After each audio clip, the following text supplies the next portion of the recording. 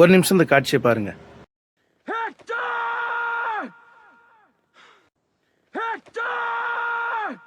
இதுவரை வந்த சினிமாக்கள்லேயே ஒரு தலைச்சிறந்த காட்சியாக நான் நம்பக்கூடிய காட்சி இதுதான். இந்த படம் பேர் ட்ராய். இந்த படத்தை பார்க்கலைன்னா கூட பரவாயில்ல, இந்த வீடியோவை பாருங்கள், உங்களுக்கு கண்டிப்பாக அந்த படம் பார்க்கணுன்ற ஆர்வம் வரும்.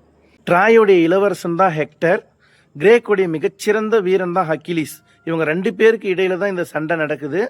ஏன் அப்படின்னு பார்த்தீங்கன்னா, அதுக்கு முன்ன நாள் சண்டையில் அக்கிலீஸ்ன்னு நினச்சி ஹெக்டர் அக்கிலீஸுடைய தம்பியை கொன்றுவான். அதுக்கு பழி வாங்கிறதுக்காக தான் ஹெக்டர் ஹெக்டர் அப்படின்னு கத்திட்டு அங்கே நின்றுட்டு இருக்கிறான். அக்கிலீஸ் மேலே அம்பு எய்வதற்கு அவங்க படை வீரர்கள் தயாராகுவாங்க. ஹெக்டர் வேண்டாம் நிறுத்துங்க அப்படின்னு சொல்லிட்டு போருக்கு தயாராகுவார். இப்போ ஹெக்டருடைய மனநிலை என்ன அப்படின்னு தெரிஞ்சாதான் இந்த காட்சியோடைய உன்னதமே நம்மளுக்கு புரியும். ஹெக்டருக்கு சண்டை பிடிக்காது. ஹெக்டருக்கு ஒரு அழகான மனைவி இருப்பாங்க, ஒரு கைக்குழந்தை இருப்பாங்க. ஹெக்டருக்கு அக்கிலீஸுடைய ஈட்டி எறியக்கூடிய வேகம் என்னன்னு தெரியும். கண்டிப்பாக நம்ம சண்டைக்கு போனால் அக்கிலீஸால் நம்ம கொல்லப்படுவோன்றது தெரியும். இது தெரிஞ்சே தான் அவர் சண்டைக்கு தயாராகிறாரு. தன்னுடைய மனைவி கிட்ட சுரங்கப்பாதை வழியெல்லாம் சொல்லிட்டு சண்டைக்கு கிளம்பி போகிறாரு. இந்த சண்டையில் அக்கிலீஸால் ஹெக்டர் கொல்லப்படுவான். உலகம் முழுக்க மிகச்சிறந்த வீரன் அக்கிலீஸ் அப்படின்னு சொல்லிட்டு போற்றப்படுவான். ஆனால் நாம் சொல்ல மாட்டோம். ஏன்னா அக்கிலீஸ் பலசாலி. உண்மையான வீரன் யார் அப்படின்னு பார்த்தீங்கன்னா அது ஹெக்டர் தான்.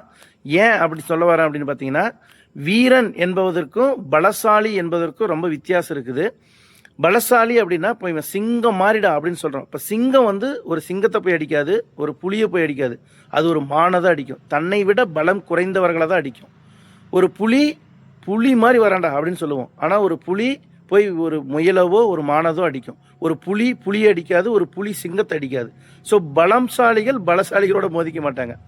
வீரன் யார் அப்படின்னு பார்த்தீங்கன்னா, தன்னை விட பலத்தில் உயர்ந்தவர்களிடம் போய் சண்டையிட்டு வெற்றி கொள்ள முயற்சிப்பதுக்கு பேர் தான் வீரம் அப்படின்னு பொருள்.